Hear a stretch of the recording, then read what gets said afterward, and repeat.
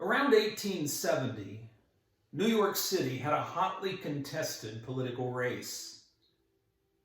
William Tweed, or Boss Tweed as he was called, was seeking re-election.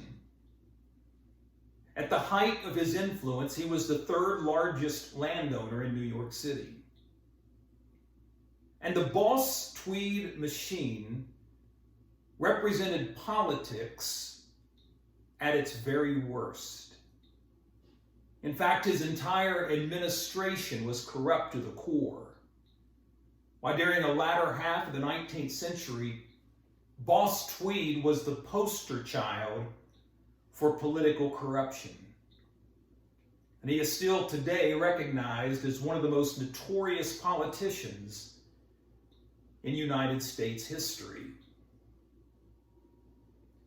Well, in time, some dedicated people came to a point where they had had enough of this type of political exploitation.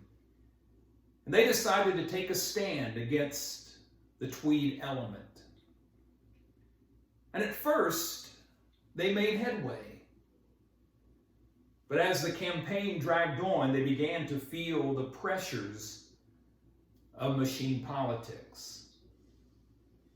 And little by little, these good people began to drop out.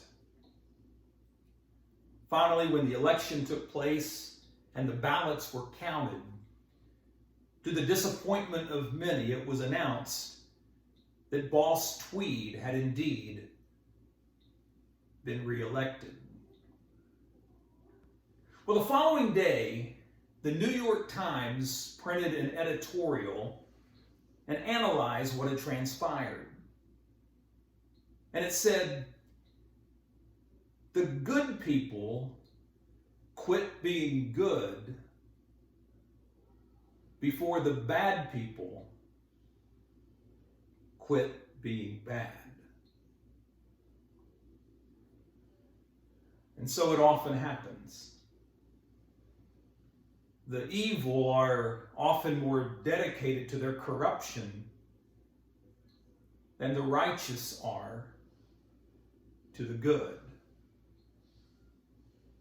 How we need to pray for God to give us a resolute spirit, that we may be strong and courageous in the face of adversity.